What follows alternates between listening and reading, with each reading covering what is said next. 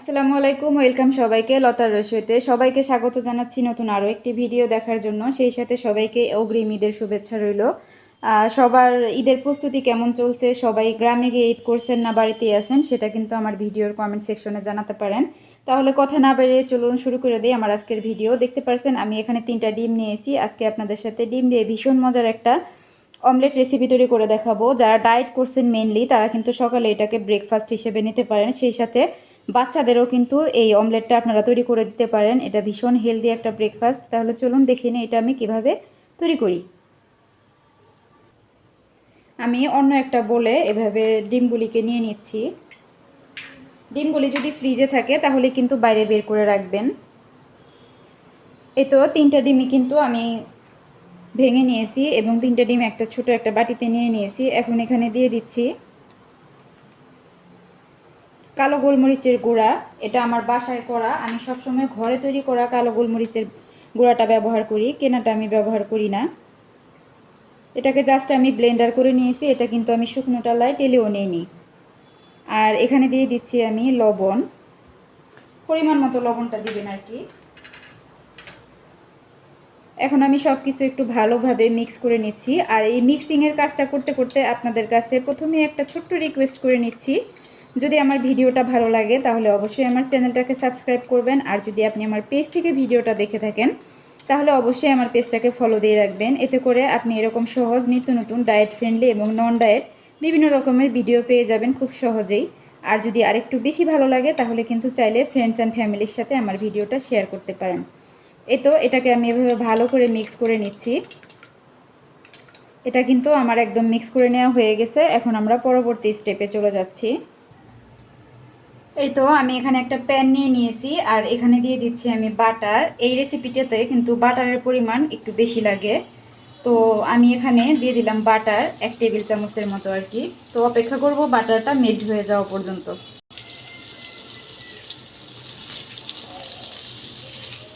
দেখে নিশ্চয়ই বুঝতে পারছেন আমি এখানে কি পরিমাণ বাটারটা দিয়েছি। এখানে আসলে 1 টেবিল চামচ না, 1 টেবিল চামচের থেকে কিন্তু একটু বেশি হবে বাটার। এখন এখানে সেই আগে থেকে ফেটিয়ে রাখা ডিমটা দিয়ে দিচ্ছি। এই তো, আর চুলাটা কিন্তু এই পর্যায়ে মিডিয়াম ফ্লেমে আছে, ঠিক আছে? একদম হাই ফ্লেমেও নেই আবার লো ফ্লেমেও নেই।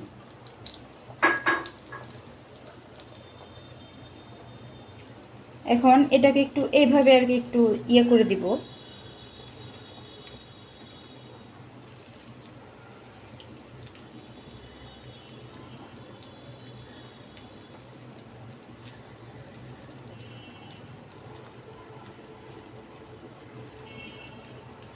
এটা আসলে ঢাকনা দিয়ে ঢাকার কোনো প্রয়োজন নাই, ঠিক আছে? এটা এমনিতেই হবে।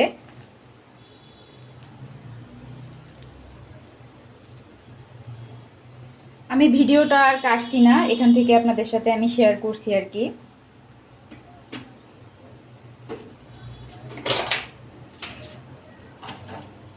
এখন আমি এখানে দিয়ে দিচ্ছি কয়েক স্লাইস ক্যাপসিকাম। এটা আমার ফ্রোজেন ক্যাপসিকাম। কেউ চাইলে দিতেও পারেন, কেউ চাইলে নাও দিতে পারেন, তবে আমার কাছে ভালো লাগে আর কি ক্যাপসিকামটা পার্সোনালি, এই জন্য আমি দেই। আর এই পর্যায়ে দিয়ে দিব মোজারেলা চিজ। যেহেতু চিজ অমলেট, চিজটা কিন্তু অবশ্যই দিতে হবে, তবে যারা ডায়েটের প্রথম পর্যায়ে আছেন তারা কিন্তু চিজটা একটু কম পরিমাণে দিবেন। আমি যেহেতু ওয়েট মেনটেন করছি এই জন্য একটু বেশি পরিমাণে দিচ্ছি, কারণ চিজটা আমার ভীষণ পছন্দ।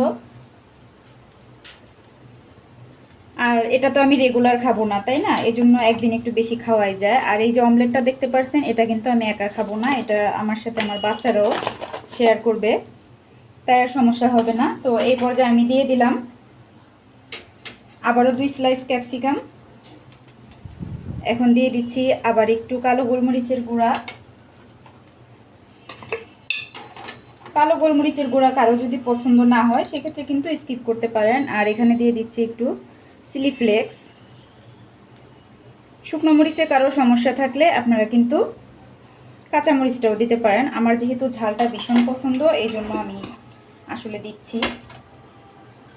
এখন এটাকে খুব সুন্দর করে এভাবে উল্টে দিব।